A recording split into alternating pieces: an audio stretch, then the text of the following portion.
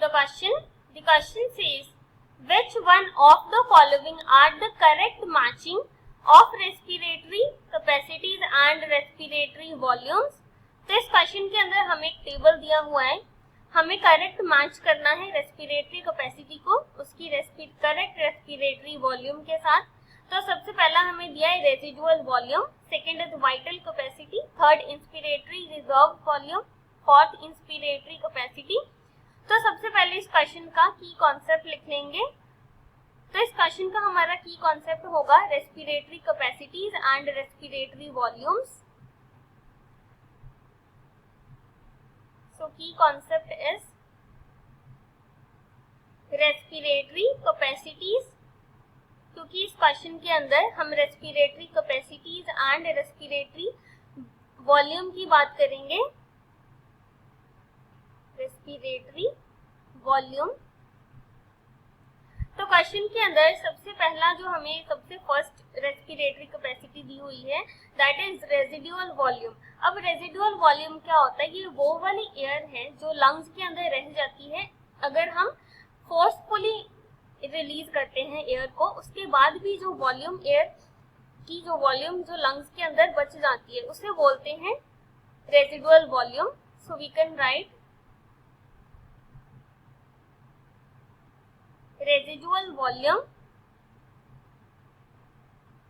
ये कौन सी वॉल्यूम है? जो कि लंग्स के अंदर रह जाती है even after a forceful expiration.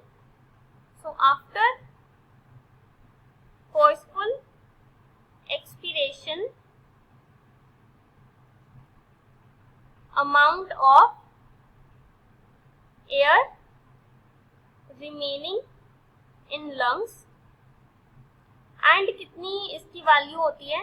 तो ये होती है एवरेज 1100 टू 1200 ml, ये इसकी नॉर्मल रेंज होती है।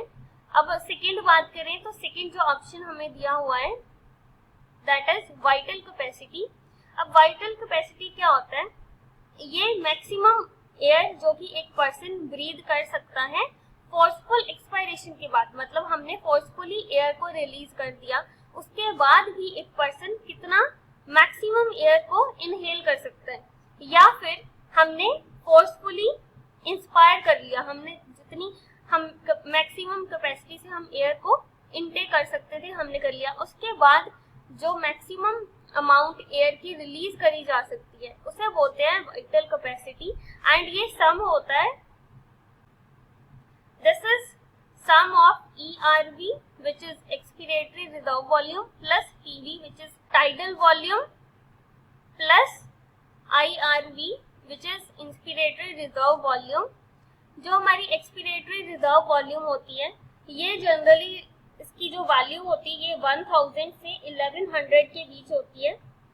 सो 1000 से 1100 ml। और जो टाइडल वॉल्यूम होती है ये 500 होती है और इंस्पिरेटरी रिजर्व वॉल्यूम होती है 2500 से 3000 के बीच। अगर हम हायर वैल्यूज को कंसीडर करें, यहाँ से हम 1100 कंसीडर करें, यहाँ से 3000, तो जो वाइटल कैपेसिटी है इसकी वैल्यू हमारी आती है 4600। तो हमारी वाइटल कैपेसिटी की वैल्यू होती है 4600। अब अगर हम बात करें थर्ड ऑप्शन की, तो थर्ड दिया है inspiratory reserve volume.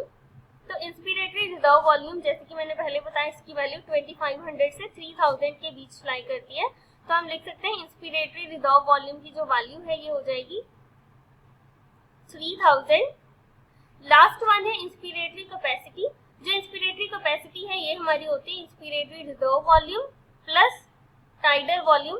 Inspiratory reserve volume की अगर हम हायर वैल्यू कंसीडर करें दैट इज 3000 और टाइडल वॉल्यूम होती है 500, सो ये हमारा हो जाएगा 3500। अब अगर हम करेक्ट मैच करें तो रेजिडुअल वॉल्यूम जैसे हमने देखा 1200 होती है, तो हमारा ए का करेक्ट ऑप्शन हो जाएगा third one, so option number C. B का हमारा करेक्ट हो जाएगा वाइटल कैपेसिटी होती है 4600, तो बी का हो जाएगा फोर्थ वन।